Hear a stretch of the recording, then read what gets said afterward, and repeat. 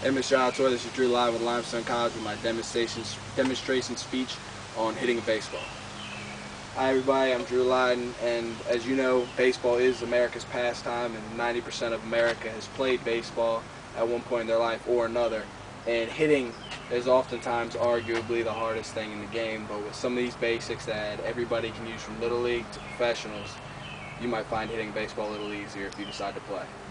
So when we first start hitting, you start from the ground up, so you start with your feet. Just like when you're building a building, you have a good foundation and a good, strong, solid base. So first thing that you want to do is when you start is when you're facing the pitcher, you want to have a good athletic stance like you do in most of the sports you play. Arguably around shoulders width, you want to have your feet even in a straight line, and you don't want to have them too far out because then you won't have any power. And if you have it too straight up, your eyes aren't going to be ready to hit the baseball in the zone and judge what a strike is. So you want about good shoulders width, and you want a good solid bend in your knees so that way you have good balance, and if somebody were to come up and push you, you wouldn't fall over. You don't want to be straight-legged because then your balance is real bad, and if you're too low, it's just like being too wide. You're not going to have as much power in your swing. So now that you have a good solid base and a good athletic positioning, you would want to go with your hands. Now your hands, you don't want them to be too low, because if they're too low, then you're just going to swing and you're going to pop everything you hit straight up. And if your hands are too high, you're also going to have too drastic of an angle, causing you to either chop straight down on a baseball and hit ground balls, or get underneath of it and hit balls straight in the air. So you want your hands around shoulder width, even with your shoulders, not too high, not too low, around here within a fist length, up or down. And you also want them not too close to your body, or you're never going to get your arms extended to get your most power.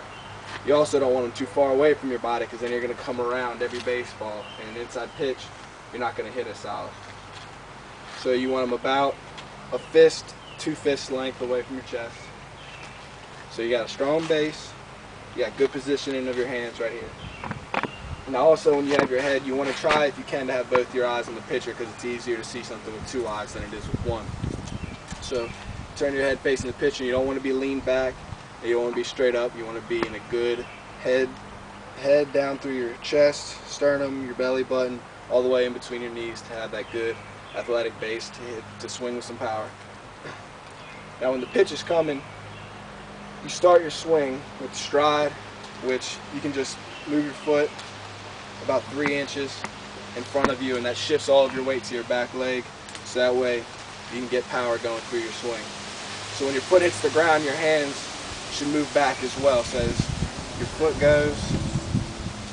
goes forward, your hands go back, and they should be down before you start your swing. So when you're back here, your weight's on your back foot and ready to drive through the ball, and you take your hands and you try to stay inside the baseball. If the baseball's here, you want to keep your knob inside the baseball to give your bat head a good whip straight to the ball, which gives you a lot more power, and it keeps you inside, causing less room for error when you're hitting.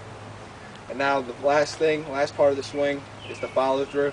So you have your good base, your good stance, good stride for when the ball's coming in, stay inside the ball, good bat whip, and you rotate your back hip through to the ball, not too soon, not till you're in sync with your hands to get all your power in. You make contact and you finish straight out, so your barrel's pointing towards the pitcher, and you come around with either a 2-handed follow through or a 1-handed follow through, whichever's your preference. The ball's already on its path, and now you are hitting a baseball and driving it deep to the fences.